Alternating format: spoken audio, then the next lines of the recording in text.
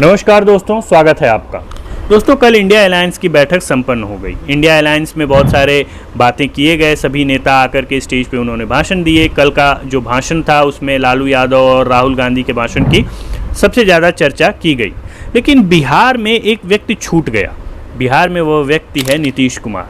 आखिर याद करिए कि इस अलायंस की सबसे बड़ी पहल और पहली पहल किसने की थी? नीतीश कुमार ने की थी। लेकिन आप देखेंगे तो उस अलायंस में सबसे ज़्यादा और सबसे किनारे जिस व्यक्ति को रखा गया वो नीतीश कुमार है। नीतीश कुमार इससे पहले भी कई बार खबरें आई कि वो इससे थोड़े से नाराज़ चल रहे हैं। क्यों नाराज़ चल रहे हैं, इसके पीछे के क्या कारण है, वो भी आप जानते हैं। लेकिन इसके बावजूद नीतीश कुमार जो है इंडिया अलायंस के एक मजबूत और यूं कहें कि इंडिया अलायंस में सबसे पहली पहल करने वाले नेताओं में से शुमार है। इंडिया अलायंस की पहली बैठक नीतीश कुमार ने पटना में होस्ट की थी, जिसमें सभी नेता आए थे। लेकिन नीतीश कुमार को इस तरह से साइडलाइन क्यों किया जा रहा है, इसका संकेत आपको लालू प्रसाद यादव के कई बयानों में मिलता हुआ दिखेगा।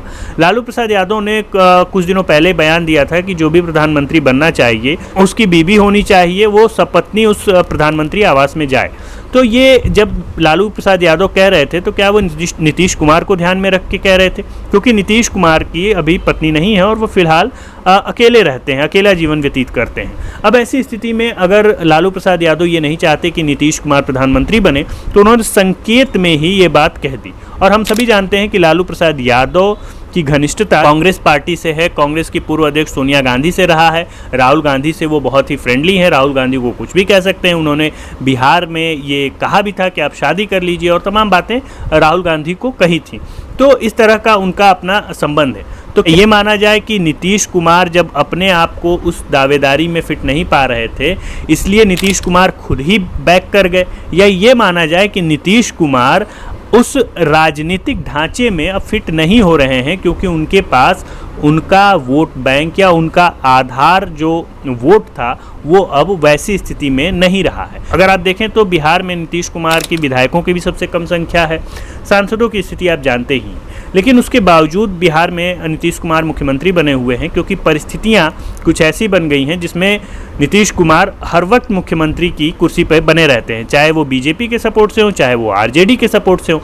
अब ऐसी स्थिति में अगर लोग ये सोचें कि नीतीश कुमार अपनी पार्टी को ही जितवाने में सफल नहीं हो पा रहे हैं, अपनी जो ज़मीन है उसी को नहीं बचा पा रहे हैं, तो इंडिया अलायंस हो चाहे कोई भी अलायंस हो वहाँ पर आपकी पूछ कम हो जाती है। ये बात नीतीश कुमार को समझनी चाहिए। और आने वाले समय में जैसे जैसे इंडिया अलायंस बड़ा होता जाएगा, जैसे जैसे चुनाव नज़दीक आते जाएंगे, अगर नीतीश कुमार इस बात को कन्फर्म नहीं करा लेते हैं कि इंडिया अलायंस का प्रधानमंत्री का चेहरा कौन होगा, तो आने वाले समय में भी इंडिया अलायंस में जीतने के बाद भी मैं अगर कह रहा हूँ कि अगर इंडिया अलायंस सत्ता में आ जाती है तो उसके बाद भी यहाँ पर 1977 की स्थिति बन सकती है, जब जनता पार्टी सरकार में आई थी और मोरारजी देसाई उसके प्रधानमंत्री बने थे। लेकिन क्या हुआ, 3 साल के अंदर ही 2 प्रधानमंत्री बने, कई मंत्री टूटे, कईयों ने विद्रोह कर दिया और स्थिति ऐसी हुई कि फिर 80 में इंदिरा गांधी वापसी कर जाती हैं। अगर इस कोalition को वास्तव में दूर तक चलना है, आगे तक चलना है,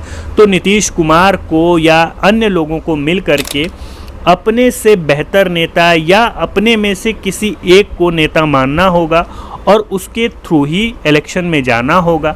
अगर ऐसी स्थिति नहीं बनती है तो नीतीश कुमार जिस तरह से अलग थलग पड़े हुए हैं बिहार में, वे गेम चेंजर साबित हो सकते हैं। क्योंकि नीतीश कुमार का इतिहास आप जानते हैं, वो कई बार पलटी मार चुके हैं। इससे पहले वे बीजेपी में थे, बीजेपी के बाद आरजेडी में आए, फिर बीजेपी में गए, फिर आरजेडी में आए।